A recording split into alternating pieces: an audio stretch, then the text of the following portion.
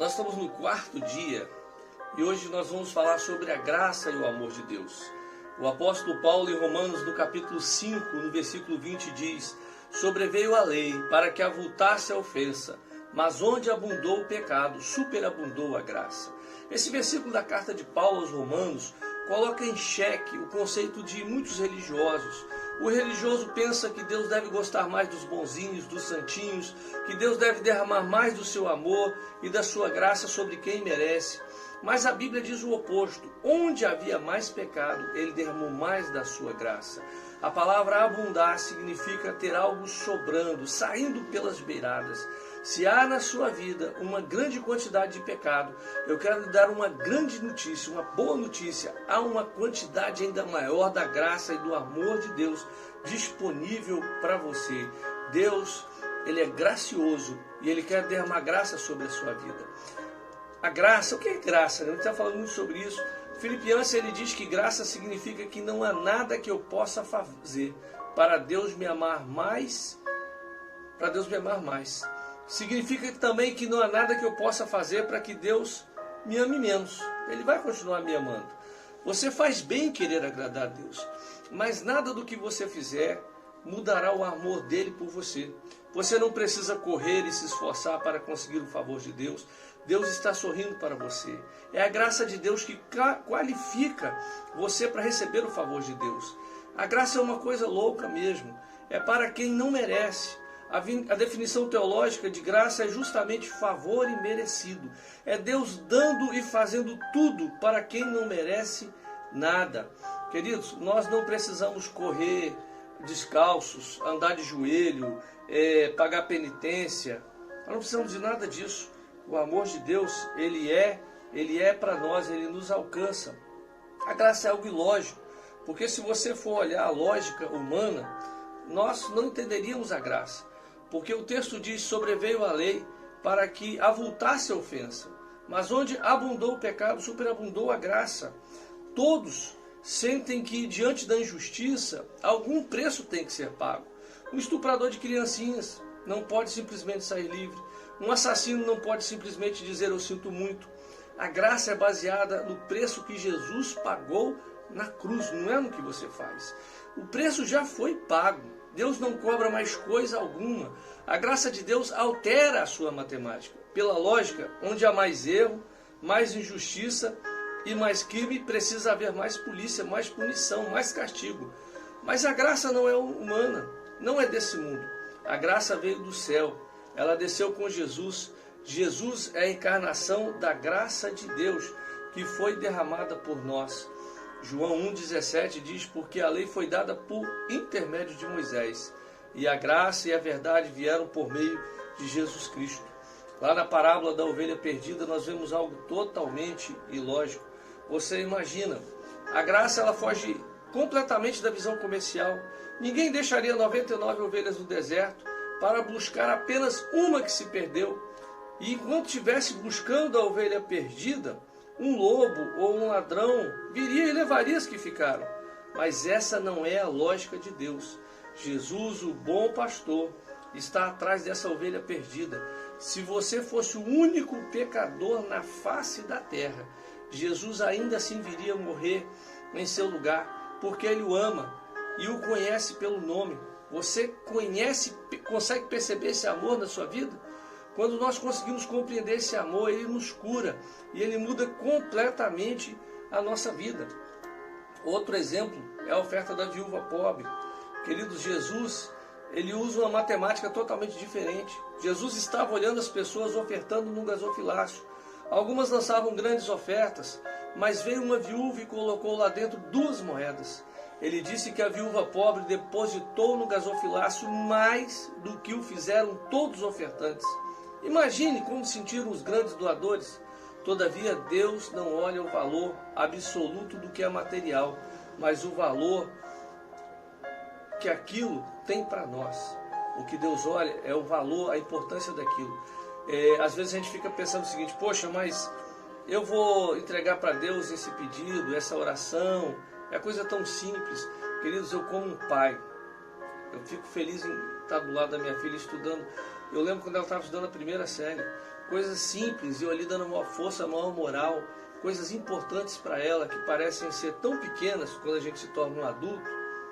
Para mim, eu valorizava como importante o que era importante para ela. Assim, os detalhes da sua vida, as suas finanças, o seu casamento, a sua saúde, Deus se importa, Ele está olhando para isso. Ele está preocupado não, Ele está ali querendo derramar graça sobre você, derramar graça sobre a sua família. Fale os detalhes para Jesus, não esconda nada, Ele quer passar graça sobre você. Outra parábola que nós encontramos são dos trabalhadores da vinha. Lá em Mateus, Jesus ele conta essa história, e ele vai contando essa história dizendo o seguinte: olha, um homem tinha uma grande vinha, e ele chamou trabalhadores para começar a trabalhar cedo. E esses foram no primeiro horário do dia, ele combinou, vou pagar um salário para cada um. E durante o dia ele foi trazendo mais trabalhadores. 8 horas depois mais trabalhadores, e faltando 1 hora para terminar o serviço, ele ainda trouxe trabalhadores. E quando terminou o serviço, ele pediu ao capataz: olha, comece a pagar os que chegaram por último, e deu um salário para eles. Aqueles que começaram o serviço no começo do dia, eles devem ter pensado: se o que chegou faltando 1 hora vai receber um salário, nós vamos receber 10. Mas ele pagou a todos a mesma quantia. Aqueles homens que trabalharam desde a aurora do dia, eles começaram a questionar: mas isso não é justo. Mas o dono da vinha disse: eu cumpri com vocês o combinado, eu paguei o salário. Agora eu pago como eu quero, isso é graça. Às vezes as pessoas, eu me converti quando criança, vim para Jesus quando criança. Desde então eu estou envolvido na obra do Senhor, nunca me desviei. Mas tem gente que vai chegar com 60, 70 anos. Queridos, a recompensa é a mesma. O que Deus olha é a sua fidelidade. Você começou a trabalhar para Deus com 70 anos, para Jesus com 70, seja fiel. Seja fiel àquilo que Ele colocou para você fazer. Começou com 40, seja fiel. Começou com 50, seja fiel. O que Deus busca é a fidelidade no trabalho. Não é a quantidade de tempo, mas a fidelidade. E em último lugar, eu queria falar sobre a graça que faz Deus ter um amor cego. A parábola do filho pródigo é algo assim excepcional. Para mim é um dos textos mais lindos da Bíblia.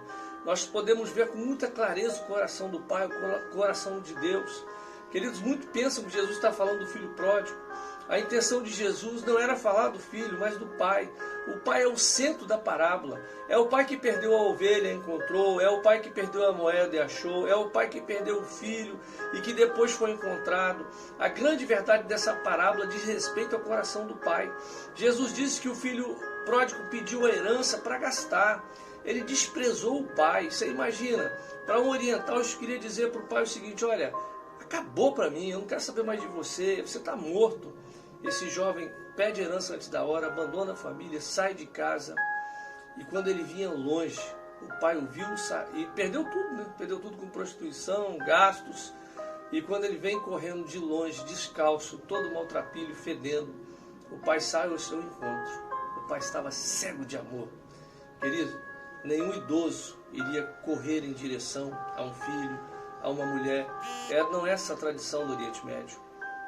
Mas Deus, Ele está louco, cego de amor por nós. Queridos, Ele venceu todas as barreiras. É Ele que vai ao seu encontro. Não é você que vai até Ele, Ele que vai até você. Não importa se está nas drogas, na prostituição. Ele te ama. Isso se chama graça. É um amor, é um favor imerecido, que é para qualquer um. Certa vez eu li uma história, testemunho de uma moça, filha de evangélicos. Com 15 anos ela saiu de casa. E ela saiu com um homem que tinha um carro. E ela acabou se prostituindo, usando drogas. E o pai, sempre à procura dessa filha, e colocou a foto dela em caixinhas de leite, espalhado pelos Estados Unidos. E ela via essas fotos e tinha mudado a aparência também. Já estava doente 10 anos depois, doente, magra, foi abandonada. E ela decide voltar para casa. E ela manda uma carta para o pai dizendo que estaria voltando para casa. E o pai, ele extrapola tudo. Ela diz que estaria voltando no ônibus. E quando ela chega na rodoviária, havia uma grande festa, a sua família todinha esperando por ela. E quando ela sai do ônibus e vai falar com o pai abraça e fala: minha filha, agora é só festa. Agora é só festa, porque você voltou para casa. Assim é o coração de Deus. Queridos, Ele é amoroso. Ele quer te receber de volta. Não importa onde você está, não importa o que você fez, Ele te ama. Essa é a graça. Nós estamos no propósito. 21 dias, fora da lei, debaixo da graça. Se você começou hoje, continue esse propósito. É um jejum de meia-noite a meio-dia. E nós estamos intercedendo por você, onde Deus ele vai fazer grandes coisas. Nós vamos conhecer mais o amor de Deus. Ele quer ser conhecido. Então junte-se a nós nesse propósito. Que Deus te abençoe no nome de Jesus.